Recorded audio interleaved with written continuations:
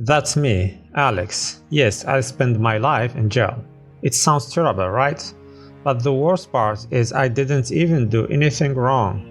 I am here because of a silly, selfish, and dishonest man, my coworker Bad Apple. Let me tell you how this all happened. I am a hardworking, honest person. I've always done things the right way. I worked in a warehouse for a big company and I liked my job. It was simple: count the boxes, check the items, and make sure everything was in order. Life was quiet and I liked it in that way. Then Bad Apple showed up. He was charming at first, friendly, talkative, and confident. The kind of guy who could make anyone like him. I thought maybe he'll be fun to work with him. But it didn't take long for me to see that there was something sneaky about him.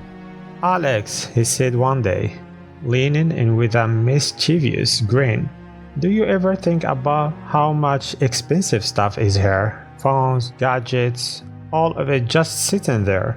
If someone took a little, no one would even notice." I frowned. "Are you serious? They track everything here.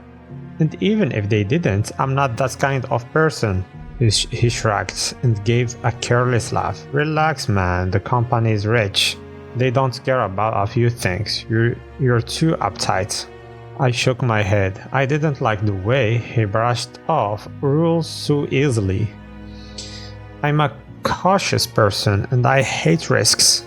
But Bad Apple, he was fearless. In the worst way, always testing limits and acting like he could outsmart anyone.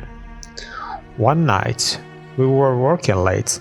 He asked me to help carry some boxes to the back. "These are for a special delivery," he said with that confident smile of his. I didn't think twice. I trust him. I thought he was just being efficient. The next morning, my manager called me into the office. His face was serious, almost angry. "Alex, some boxes are missing.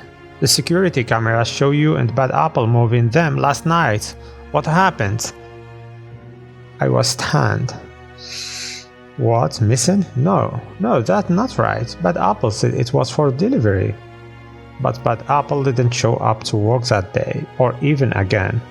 He vanished, leaving me behind to face the blame. And now here I am sitting in this cold, lonely cell. I replay the events over and over in my mind, wondering how someone so cunning and dishonest could fool me. I'm an innocent, hardworking guy, and yet my life has been ruined by someone sly enough to escape and leave me to take the fall. If there is one thing I've learned, it's this: trust is fragile, and people like Bad Apple will break it in an instant.